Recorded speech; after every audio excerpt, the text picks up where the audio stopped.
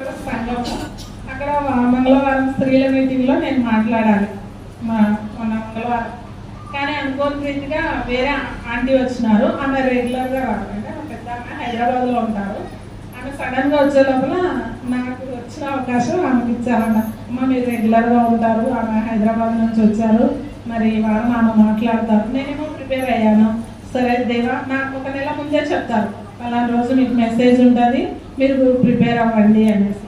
సరే నేనేమో ప్రార్థిస్తున్నా, ప్రభా నేను ఎవరి గురించి మాట్లాడాలి నాయన అని ప్రార్థించినప్పుడు నాకు ఎందుకో హాగరు చాలాసార్లు హాగరు అనేసి నాకు అనిపించింది. సరే మనము హాగరు గురించి ధ్యానించుకున్నాం, ఇప్పుడు హాగరు గురించి ప్రిపేర్ అయ్యాం. బట్ ఆ రోజు అక్కడ చెప్పలేకపోయాను. బట్ ఈరోజు ఇక్కడ చెప్పడానికేనేమో ఆ రోజు దేవుడు అక్కడ వాడుకోలేదు, ఈరోజు వాడుకుంటున్నందుకు దేవుడికి మహిమ కలుగును గాక. మనము ఆదికాండము 16వ అధ్యాయము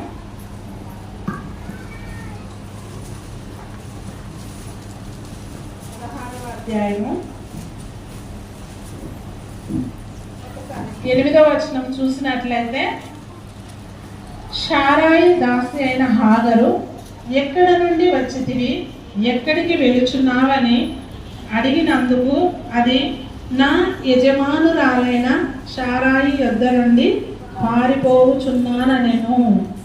ఇక్కడ హాగరు, మనము ఈ హాగరు గురించి మనము చూసినట్లయితే మనకి ఆదికాండంలో 12వ అధ్యాయంలో మనము హాగరు ఏ విధంగా ఇక్కడికి వచ్చింది, అబ్రహాము శారా వాళ్ళ దగ్గరికి హాగరు ఏ విధంగా వచ్చింది అన్నప్పుడు మనం చూసినట్లయితే అక్కడ హాగరు ఫరోరాజు అబ్రహాముకి శారాకి కరువు వచ్చినప్పుడు ఐగుప్తు దేశానికి వెళ్తారు. అక్కడ ఫరోరాజు ఆ శారమ్మను చూసి ఈమె చాలా చక్కగా ఉంది అనేసి ఆమెను తీసుకెళ్ళి ఆయన రాజభవనంలో పెట్టుకుంటారు. అక్కడ పెట్టుకున్నప్పుడు స్వప్నమందు దేవదూత ఆయనకు మాట్లాడతాడు, నువ్వు చాలా తప్పు చేస్తున్నావు అని అన్నప్పుడు, హెచ్చరించినప్పుడు భయపడి, అయ్యో అబ్రహాము ఏం చెప్పావు, నువ్వు నాకు చెల్లెని చెప్పావు, ఇది తప్పు కదా నువ్వు ఇలా చెప్పడం అని ఆయన అనేసి, అప్పుడు ఆయన కరువులో అక్కడికి వెళ్ళాడు.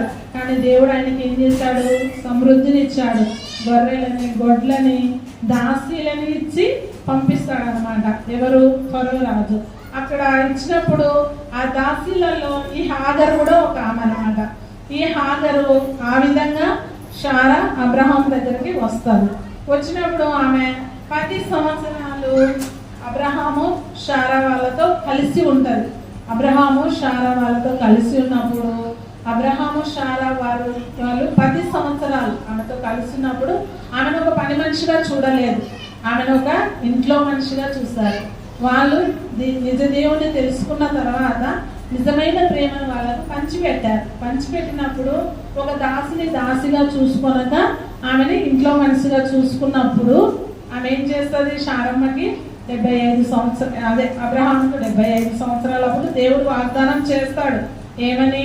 నీకు నేను సంతానం ఇస్తాను, కుమారుని దయచేస్తానని వాగ్దానం ఇస్తాడు. కానీ మనకు ఓపిక ఉండాలన్నమాట. దేవుడు వాగ్దానం ఇచ్చినప్పటికీ మనకు ఓపిక, ఓర్పు, సహనం ఉండగా వేరే దారులంతా వెతుకుతుంటాం. అలాగే మన శారమ్మ గారు కూడా ఎలాగో ఎన్ని సంవత్సరాలు అయింది, పిల్లలు కలిగేలా లేరు, మరి హాగర్ని నువ్వు భార్యగా తీసుకొని మరి మన వలన నాకు సంతానము కలుగునేమో అన్నట్లుగా హాగర్ని ఆమెకు అబ్రహాముకి ఇచ్చి వివాహం చేసినప్పుడు ఆమె గర్భవతి అవుతుంది.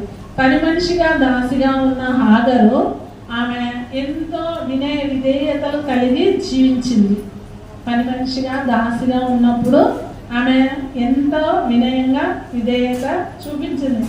అదే భార్య అయ్యే లోపల అక్కడ ఏమైంది, కొంచెము గర్వం వచ్చేసింది. మన ఆత్మీయ జీవితంలో కూడా మనము ఎక్కడైనా గర్వపడుచున్నామా? ఈరోజు మనల్ని మనం ప్రశ్నించుకోవాలన్నమాట. ఆర్థికంగా మనము ఎదిగే కొద్దీ మనమేమైనా హాగరు వలె గర్వపడే వారిగా మనం ఉంటున్నామా? మనల్ని మనము పరీక్షించుకోవాలి కదా. దేవుడు గర్వించే వారిని అస్సలు ఇష్టపడాడు కదా. గర్వం నాశనానికి మూలమని వాక్యం సెలవిస్తుంది. కానీ గర్వించింది ఆమె. గర్వించినప్పుడు ఆమె శారమ్మని ఏం చేసింది, ఆమె దృష్టిలో శారమ్మ గారు చులకన అయిపోయింది. తన భార్య స్థానాన్ని ఇచ్చి ఆమెను అక్కడ నిలబెట్టినప్పుడు, అయ్యో ఆమె స్థానం నాకు ఇచ్చింది, ఈమె నా దృష్టిలో గొప్పది అని ఆమె అనుకోలే. ఈమె గర్భవతి అవగానే ఆమె నీచమైన దానిగా కనపడిందని బైబిల్లో సెలవిస్తుంది.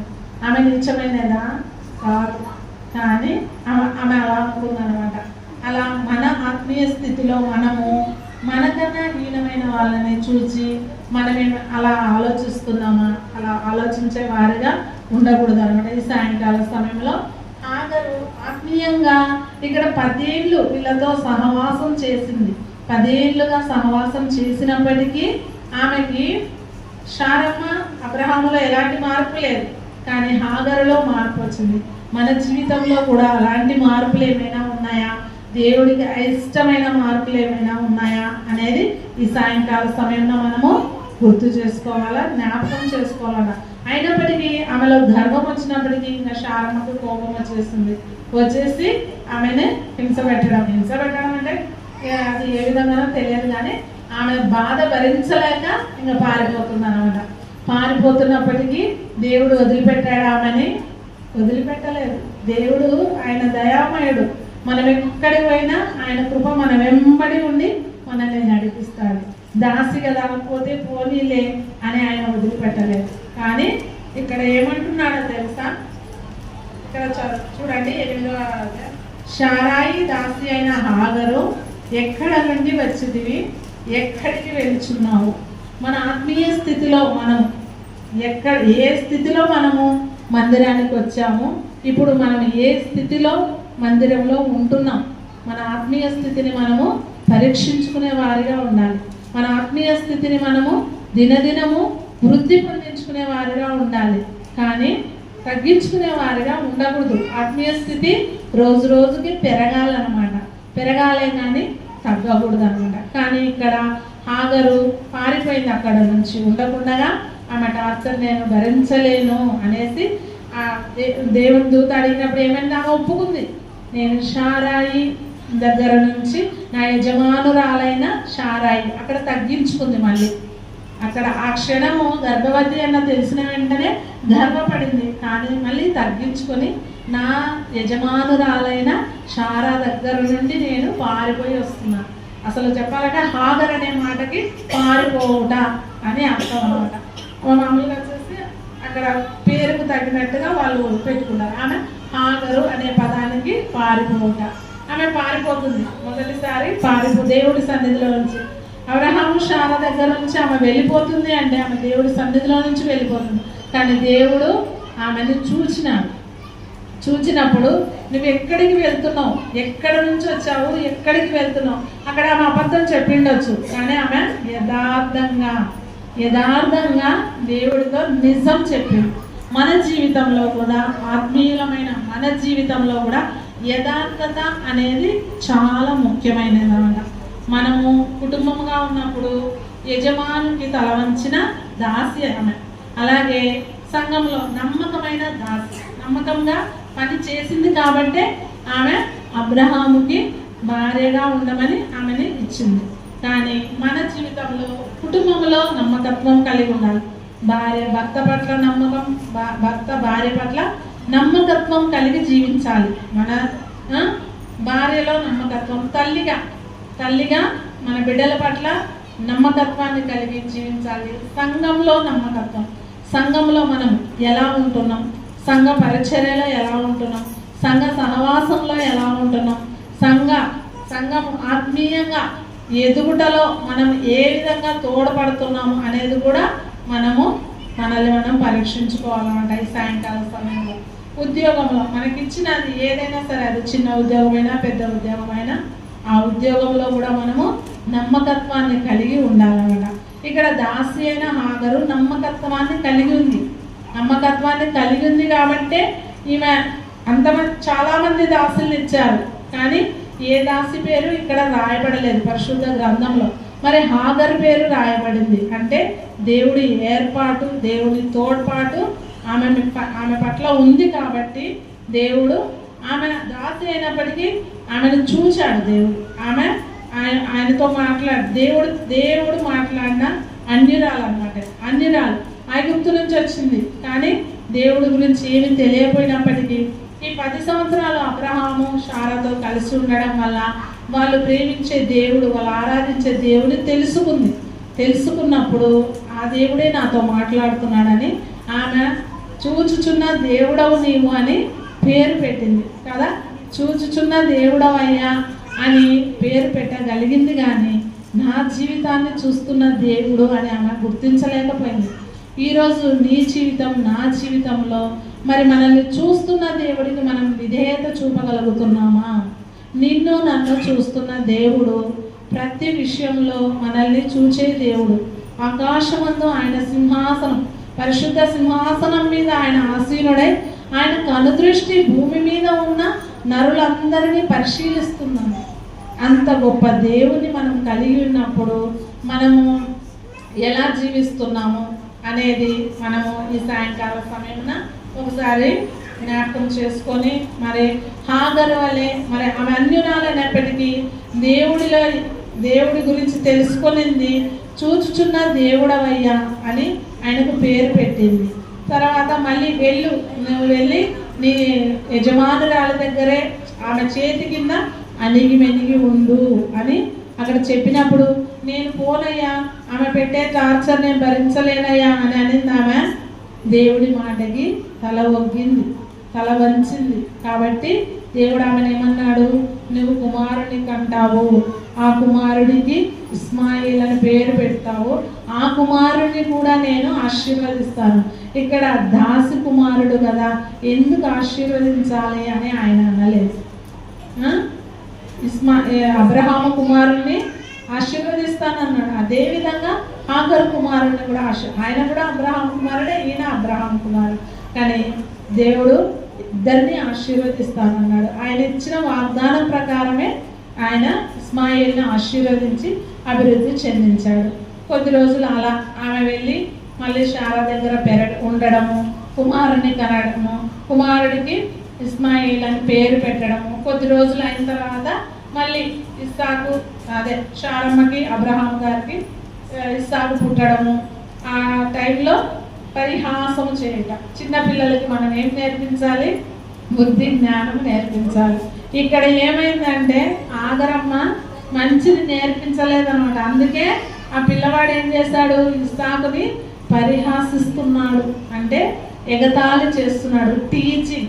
టీచింగ్ అంటే ఎగతాళి చేయడము, టీచ్ చేయడం. అలా చేసినప్పుడు మన పిల్లలకి మనము ఏం నేర్పిస్తున్నాము? ఈ సాయంకాల సమయం బాల్య దినములందే సృష్టికర్తని స్మరణకు తెచ్చుకోవాలి. మన పిల్లలకి మనము అలా నేర్పగలుగుతున్నామా? మన సృష్టికర్త ఎవరు మనము తెలియజేయగలుగుతున్నామా అనేది ఈ సాయంకాల సమయంలో మనము ప్రశ్నించుకోవాలట. బాల్యం నుండే వాళ్ళని ప్రార్థనలో, వాక్యంలో ఎదిగేలా చేస్తే వారు పెద్దవారైనప్పుడు కూడా ఒక మంచి మార్గంలో నడుస్తారన్నమాట. బాల్య దినములందే సృష్టికర్తను బాలుడు నలవవలసిన త్రోవను వాడికి నేర్పుడి, వాడు పెద్దవాడై వృద్ధులైనప్పటికీ ఆ త్రోవ నుండి తొలగిపోడంట. కాబట్టి మన పిల్లలకి మనం ఏం నేర్పిస్తున్నాం? హాగరు వలె పిల్లల్ని టీచ్ చేసే మాదిరిగా, పిల్లల్ని ఎగతాళి చేసే మాదిరిగా నేర్పిస్తున్నామా? పెద్దల్ని గౌరవించాలి అనేది నేర్పిస్తున్నామా? ఈ సాయంకాల సమయంలో మనల్ని మనం పరీక్షించుకోవాలి. మన పిల్లలకి అంటే చిన్న మొక్కై వంగనే మానై వంగడు అనే సామెత ఒకటి ఉంది. కాబట్టి చిన్నతనం నుంచే వాళ్ళకు మంచి అలవాట్లు నేర్పించినట్లయితే వారు పెద్దవారైనప్పుడు ఆ త్రోవ వదిలి వెళ్ళరన్నమాట. ఒకవేళ చెడ్డ స్నేహాల వల్ల, సాతాను ఆటంకాల వల్ల ఏమైనా ఇరుకులు, ఇబ్బందులు వచ్చినప్పటికీ వాటన్నింటినీ ఆ దేవుడు తప్పించి సరైన మార్గంలో నడిపిస్తాడనమాట. అలా ఉన్నప్పుడు మళ్ళీ ఏం చేస్తారు? ఆమెకు నా కొడుకుని అవమానపరుస్తున్నారని అక్కడ బాధ కదా. అక్కడ బాధ వచ్చినప్పుడు మళ్ళీ అబ్రహాం దగ్గరికి వెళ్ళి పంపించేసేయి, హాగర్ని ఉంచొద్దు అన్నప్పుడు ఆయన ప్రార్థన చేస్తారు. ప్రభువా ఏం చేయాలి నేను? ప్రభువా ఏం చేయాలన్నప్పుడు నీ భార్య చెప్పినట్టే నువ్వు చెయ్యి, వద్దు అని చెప్పలేదు అక్కడ. నీ భార్య చెప్పినట్టు చెయ్యి అన్నప్పుడు అప్పుడు ఆమె ఏం చేస్తారు? సరే వాళ్ళకి కావాల్సిన తిండి, కొంచెం తిండి, కొద్దిగా నీళ్లు ఇచ్చి పంపించేస్తారు. కానీ వాళ్ళని పంపించే ముందు అబ్రహాము చాలా దుఃఖపడి బాధపడతాడు. బాధపడి ఏడ్చినప్పుడు వాళ్ళను కూడా నేను ఆశీర్వదిస్తాను అనేసి దేవుడు వాగ్దానం ఇచ్చి వెళ్ళినప్పుడు ఆ బాలుని ఒక చోట మనం చూసినప్పుడు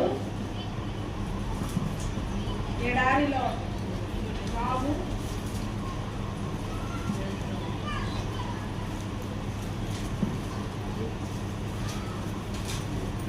ఎడారిలో నీళ్ళు లేక నీళ్ళు అయిపోతాయి. ఆమె తీసుకెళ్ళిన దాంట్లో నీళ్ళు అయిపోయినప్పుడు ఆమె ఆ బాబుని ఇంకా నీళ్ళకు దప్పికి చూడలేక ఈ బాలుడి మరణం నేను చూడలేను అనేసి ఆ బాలుని అక్కడ పడేసి ఆమె దూరంగా వెళ్ళి బాధపడుతూ ఉంటుంది. కానీ అప్పుడు మళ్ళీ దేవుడు మళ్ళీ మాట్లాడతాడు. దేవుడు మళ్ళీ మాట్లాడి నువ్వు వెళ్ళి ఆ బాలుని చేత తీసుకొని అక్కడ నీటి బుగ్గ ఉంది, అక్కడ తీసుకొని ఆ బాబుకు నీళ్లు తాగించు అని చెప్తాడు కదా. మనం కష్టంలో ఉన్నా, ఇరుకులో ఉన్నా, ఇబ్బందుల్లో ఉన్నా మనలందరినీ దేవుడు చూచే దేవుడు అన్నమాట. హాగర్ని చూచిన దేవుడు నిన్ను నన్ను చూస్తున్నాడు. ఆ చిన్నవాడి మొర విన్న దేవుడు నీ మొర నా మొర వింటున్నాడు. కాబట్టి ఈ సాయంకాల సమయంలో మన ప్రార్థన వినే దేవుడిని మనం కలిగి ఉన్నాం. మన విన్నపాలని ఆలకించే దేవుడిని మనం కలిగి ఉన్నాం. మన కొరకు మన సంఘ కాపరి గారు ఎంతగానో ప్రయాసపడి కర్నూలు నుంచి మేము ఈరోజు జర్నీ చేసి వస్తుంటే ఇంత లాంగ్ డిస్టెన్స్ ఉంది, వీళ్ళు అదే సండే వెళ్తారా అక్కడికి అని అనిపించింది. ఆ కొంచెం ప్రయాణమే, కానీ సండే వర్షిప్ ఉంటుంది, సండే అదే సంఘ ఆరాధన ఉంటుంది, మళ్ళీ శుక్రవారం మంగళవారం ప్రేయర్స్ ఏవో ఒకటి ఉంటాయి కదా. ప్రతి దానికి అక్కడ నుంచి వచ్చి ఇక్కడ మనం పరిచర్య జరిగిస్తున్నారంటే నిజంగా అయ్యగారికి ఉన్న భారాన్ని బట్టి దేవుణ్ణి స్తుతిస్తున్నాము. ఈయన అయ్యగారు ఇక్కడే కాదు, బుధవారపేటలో కూడా సంవత్సరంలో 2-3 సార్లు మీరు కూడా అప్పుడప్పుడు వస్తుంటారు అనుకుంటా.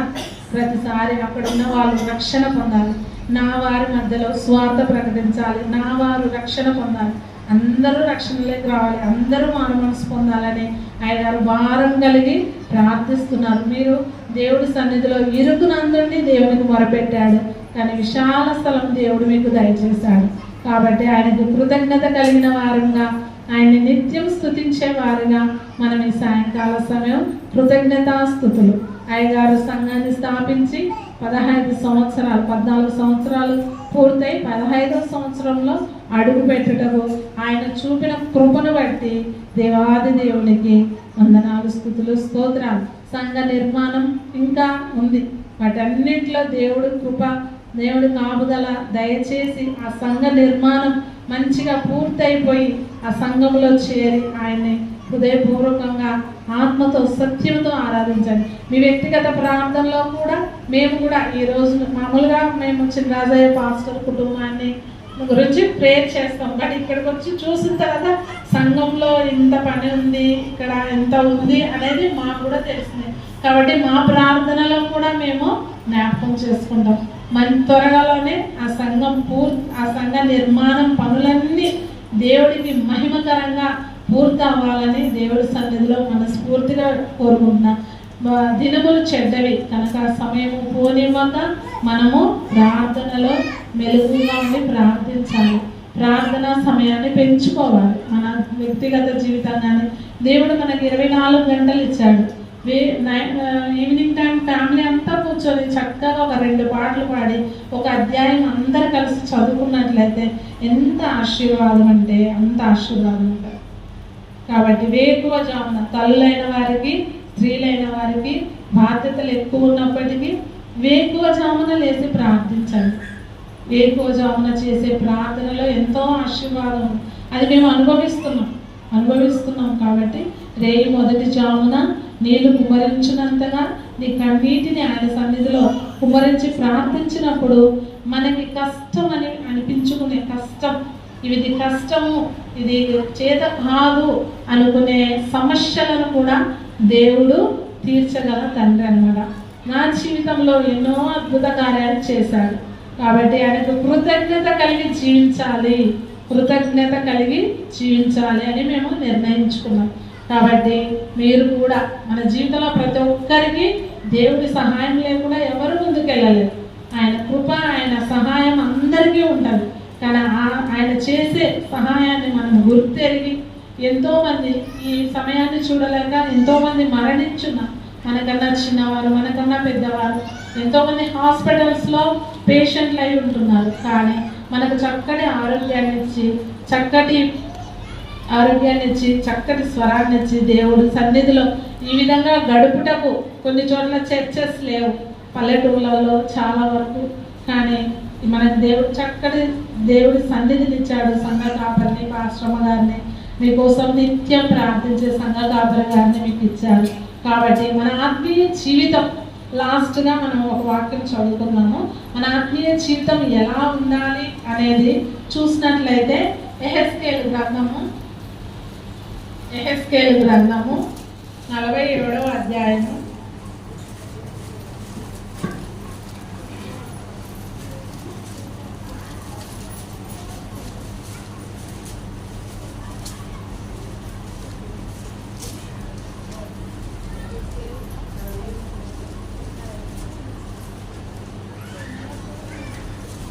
47వ అధ్యాయము అక్కడక్కడ నేను చదువుతాను, వినండి.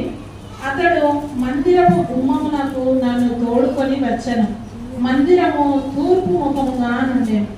నేను చూడగా మందిరము గడప క్రింద నుండి నీళ్లు ఉబికి తూర్పున పారుచుండెను.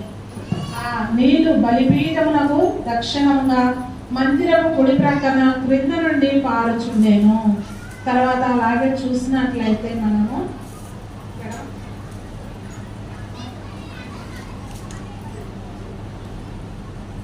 2వ వచనంలో చివరిగా చూడండి.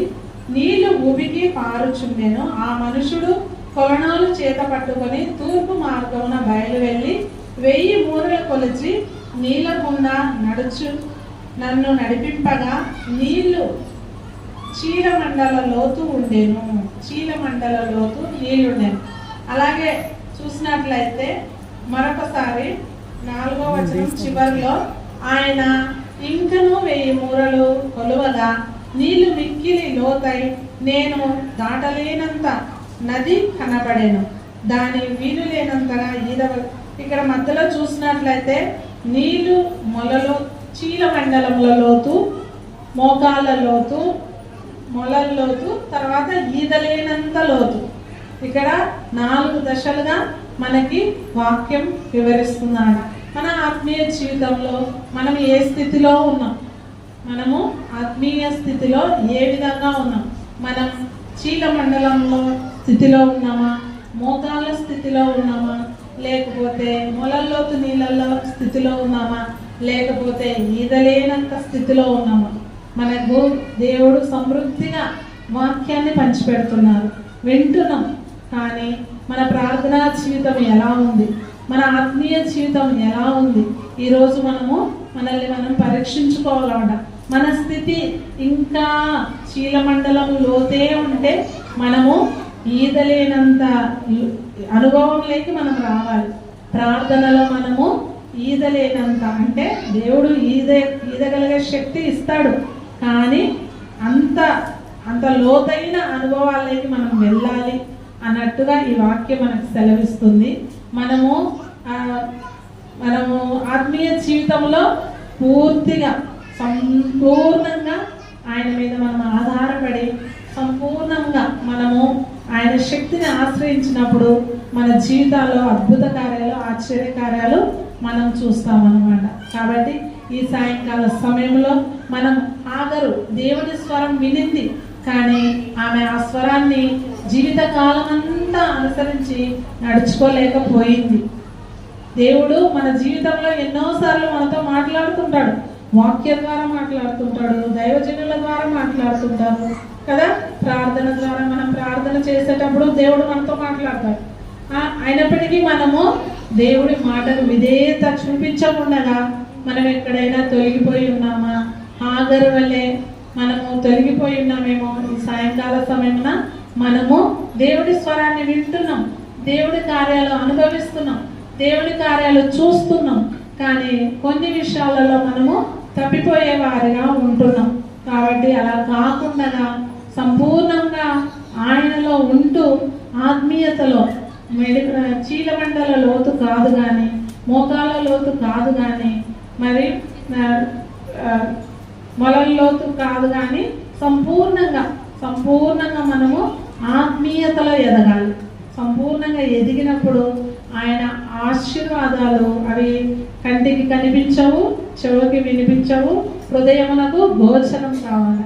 అట్టి దేవుని మనం ఈ సాయంకాల సమయమున కలిగి ఉన్నాం కాబట్టి హాగర్ని మనము జ్ఞాపకం చేసుకుంటూ, అయ్యా ఆమెని స్వరం వినింది కానీ జీవితకాలం అంతా తన జీవితంలో నిన్ను అనుసరించి నడుచుకోలేకపోయింది.